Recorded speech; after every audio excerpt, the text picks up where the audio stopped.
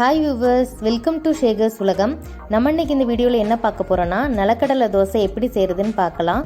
அதுக்கு முன்னாடி நீங்கள் இந்த சேனலுக்கு புதுசுன்னா மறக்காமல் சேனலை சப்ஸ்கிரைப் பண்ணுங்கள், கூடவே பெல் ஐக்கானையும் கிளிக் பண்ணுங்கள். வாங்க வீடியோக்குள்ளே போகலாம். ஒரு பவுலில் 1 கப் அளவுக்கு நிலக்கடலையை சேர்த்துக்கலாம். இதை நல்லா அலசிட்டு வந்துட்டு கொஞ்சமாக தண்ணி ஊற்றி ஊற வச்சுக்கோங்க. இது ஒரு 1 ஹவருக்கு ஊறட்டும். ஒரு பாத்திரத்தில் தண்ணியை சுட வச்சுருக்கேன். இதில் நம்ம ஊற வச்ச நிலக்கடலையை நம்ம இதில் சேர்த்துடலாம். உங்கள் வீட்டில் பச்சை நிலக்கடலையே இருந்துச்சுன்னா நீங்கள் ஊற வைக்காமையே சேர்த்துக்கலாம். இது கூட ஒரு 5 காஞ்ச மிளகாய், 3 தக்காளி பழம், ஒரு 6 பல்லு பூண்டு, இது எல்லாத்தையும் சேர்த்து நல்லா நம்ம குக் பண்ணிக்கலாம். தக்காளியோடைய தொளி இந்த மாதிரி பீலாகி வரணும். அதை மாதிரி நிலக்கடலையும் நல்லா குக்காக இருக்கணும். இப்போ அதை நம்ம வடிகட்டிடலாம். எந்த கப்பில் நிலக்கடலை அளந்தோமோ அதே கப்பில் 1/2 கப் கோதுமை மாவு, 1/2 கப் அரிசி மாவு நம்ம எடுத்து வச்சுக்கலாம்.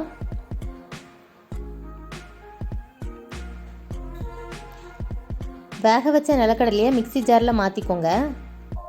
அது கூடவே இந்த 1/2 கப் கோதுமை மாவு, 1/2 கப் அரிசி மாவை சேர்த்துக்கலாம்.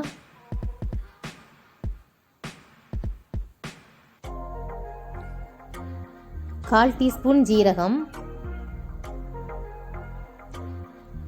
ஒரு 1/4 டீஸ்பூன் பெருங்காயத்தூள், கொஞ்சமாக தண்ணி சேர்த்து நம்ம இதை நல்லா அரைச்சி எடுத்துகிட்டு வந்துடலாம்.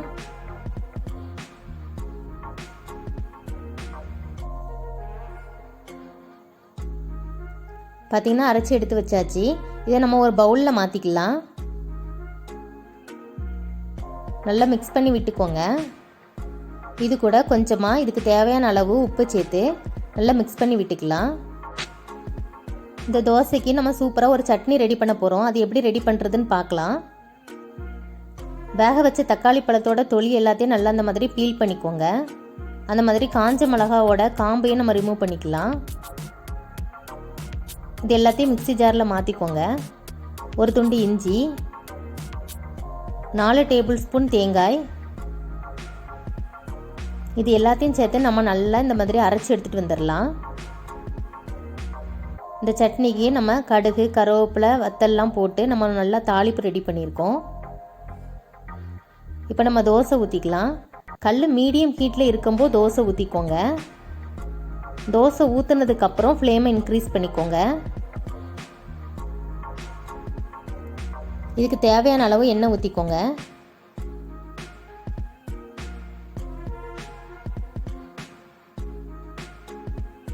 பார்த்திங்கன்னா நமக்கு சூப்பராக ஒரு கிறிஸ்பியான தோசை ரெடி ஆயிடுச்சு.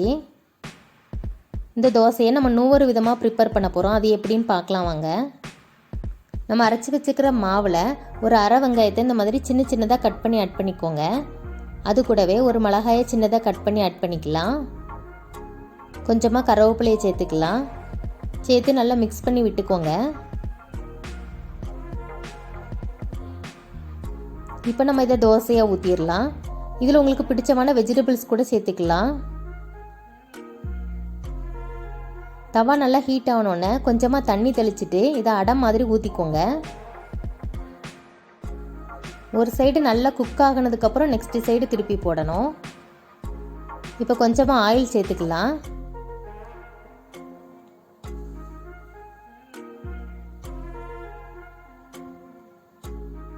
இப்போ ஒரு சைடு நல்லா குக் ஆகிட்டு இதை நெக்ஸ்ட் சைடு நம்ம திருப்பி போட்டுக்கலாம்.